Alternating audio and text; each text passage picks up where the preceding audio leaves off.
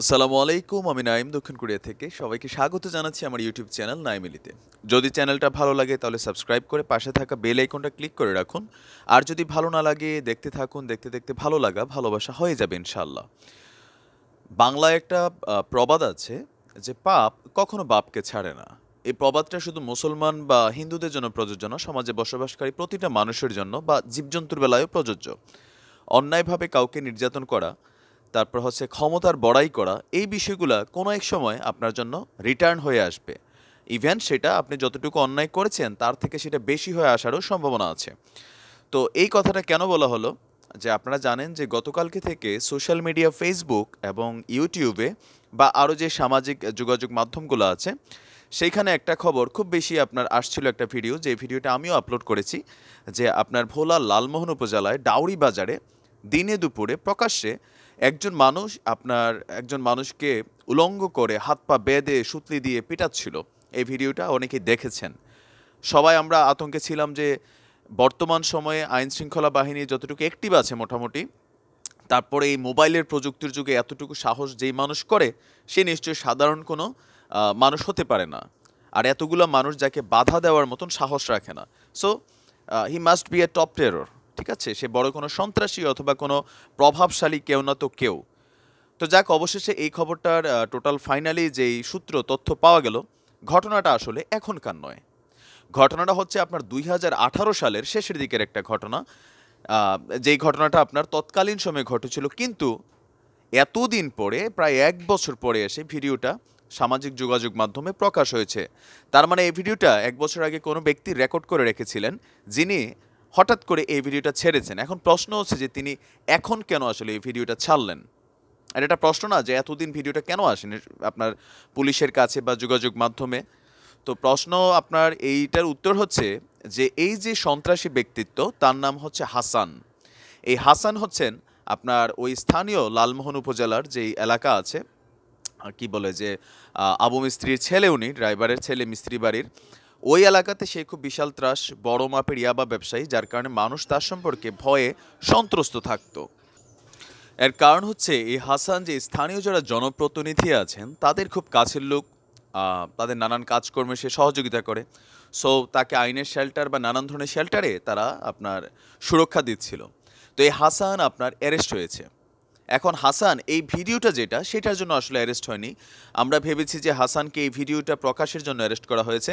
তো আজকে সকালে আমি যে ভিডিওটা আপলোড করেছিলাম সেখানে বলেছিলাম যে একটা তথ্যসূত্র থেকে জানা গিয়েছে যে হাসানকে পুলিশ গ্রেপ্তার করেছে।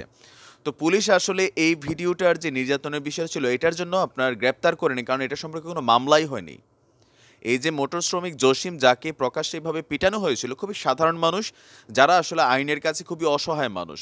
তো এই মামলাতে অ্যারেস্ট হয়নি। আমি বলেছিলাম যে হাসানের নামে একটা মার্ডার কেস মামলা আছে, ওই হত্যা মামলার আসামি হিসেবে হাসান কিন্তু আপনার একবার অ্যারেস্ট হয়েছিল, সে জামিনে আছে।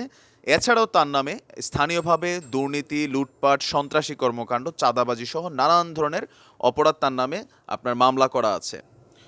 তো ওই মামলাগুলোর মাঝে তিনি জামিনে থাকা একটা মামলার মধ্যে তার হাজিরার ডেট ছিল, তিনি আসলে হাজিরা মিস করেন, তারপরে তার নামে আবার ওয়ারেন্ট ইস্যু হয়। তো সেইখান থেকে তাকে আবার গ্রেপ্তার করা হয়, একটা ডাকাতি মামলা সহ হত্যা মামলা, বেশ কয়েকটা মামলা তার নামে। তো এই ভিডিওটা আসার পরে তার নামে নতুন করে আবার মামলার প্রস্তুতি আছে বা নেওয়া হবে। তো এইখান থেকে আপনি দেখেন একটা জিনিস আসলে আমাদের শিক্ষণীয় আছে, যে এই হাসান যতদিন জামিনে মুক্ত ছিল বা সেই 2018 সালের ঘটনা এতদিন পর্যন্ত সামনে আসেনি।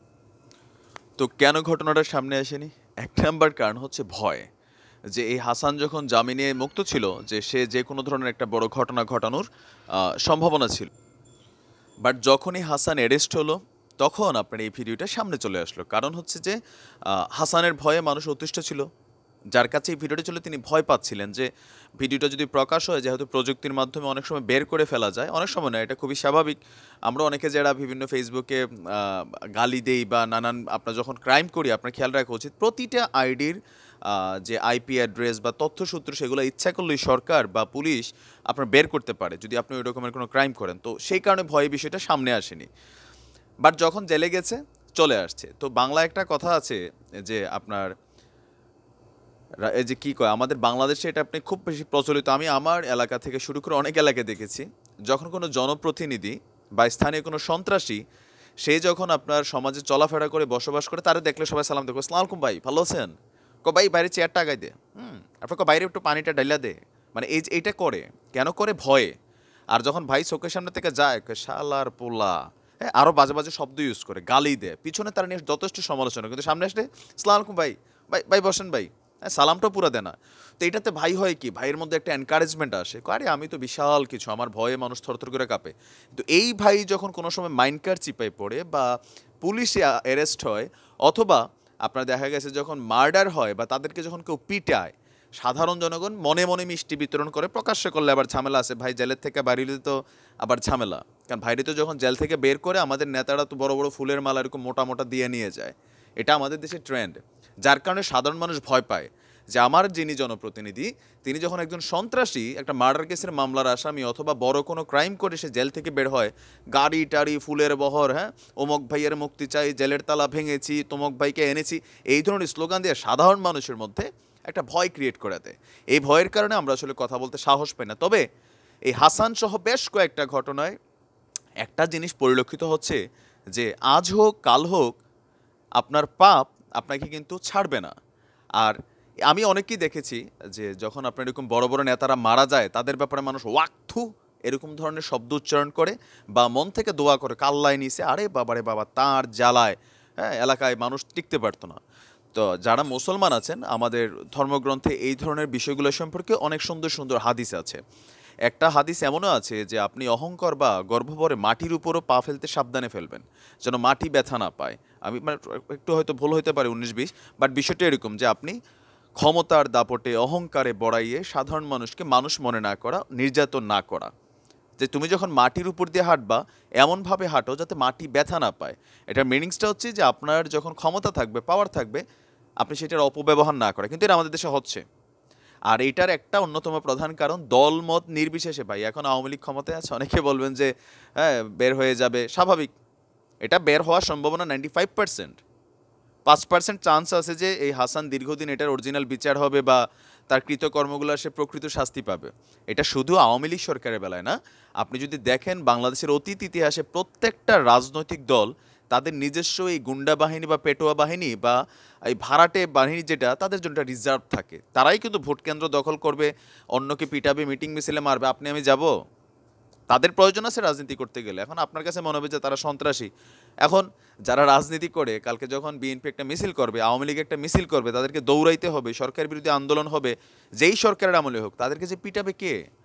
আপনি তো সুশীল, আমরা তো সমালোচনা করি, রাজপথের কাম তো আমরা করি না। তো রাজপথের কাজ যারা করে, তার জন্য সরকারের বা যেই সরকারি ক্ষমতায় থাকুক, তার নেতারা বা তার স্থানীয় প্রশাসন কর্তৃক তাকে শেল্টার দেওয়া হয়। এটা আপনি স্বীকার করতে হবেই। অনেক সময় আছেন যে অনেকে আছেন যে না ভাই এটা অন্য সরকারের সময় ছিল না, তাহলে আপনি আসলে দলকানা টাইপের একটা মেন্টালিটিতে আছেন, আপনি প্রকৃত সত্যটা প্রকাশ করতে রাজি না। তো এই প্রযুক্তির যুগে যারা এই ধরনের ঘটনাগুলো করেন, একটু খেয়াল রাখবেন। কয়েকটা বিষয় একটু ওয়ার্নিং দিয়ে দিচ্ছি।